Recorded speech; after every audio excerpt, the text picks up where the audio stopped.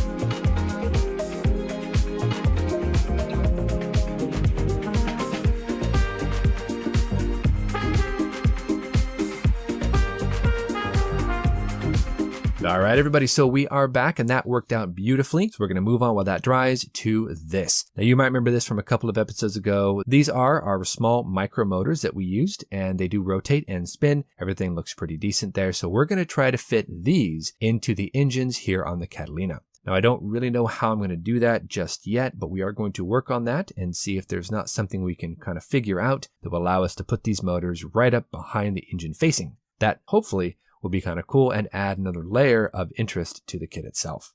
Now, the engines are a pretty simple affair. We have kind of a blank off plate that sits right there with some engine cylinder head detail pressed in there. Then we have a single spindle that goes ahead and attaches the propeller to that front blank off plate with all the engine details, and that is it. That's all we've got. But I want to go ahead and do something a little bit different, and I want to include in there some motors to go ahead and power those props. That might be a bit tricky, but I think if we put our heads together, we can figure it out. Now, the basic assembly is rather simple. It's just, like I said, that one piece right here with all the cylinder head detail. It slides in. It actually is keyed. It's a small indentation at the very top of the engine, and then a very small locating tab up on top of the cowling that just slides right on in there. So we just have to make sure we don't push it in too far, that we kick the bottom edge out, anything like that. That's going to be an interesting procedure. We can see the engine should hopefully drop right in the very back of this. There's an opening that might work, and then we can just hollow that out just a little bit, and we should be able to slide that motor in all the way. But of course, it's not quite big enough, so we have to go ahead and open up the hole just a little bit, and that is pretty easily obtained just by using a drill bit. So I've got a drill bit right here that is pretty sharp, so I can use it as kind of a hand drill. And we're just going to come in and just auger out that section, opening up that hole just a little bit. A couple of passes, shouldn't be more than that, and then we can see just how well it's working. So we need to go a little bit farther, and once we get that open, we should be able to drop the motor clean down inside. That should protect the motor and keep it centered. Now, of course, on the propeller, we have to go ahead and figure out how to install that onto the motor. Now, the spindle for the motor is really tiny, and the propeller opening is much larger than what we need it to be. So I've come up with an idea. I'm going to go ahead and use the kit spindle. We're going to glue that into the prop, and then we're going to cut off the stop on the back of the spindle, and that should allow us to attach the prop through the front of the engine. I'm thinking that's going to be the perfect way to do this. So I'm going to go ahead and get a couple of test fits here and see how it would have worked, and then we're going to go ahead and move forward and see if we can't get it to work our way. Now, I've gotten an idea for how much actually protrudes from the front of the spindle.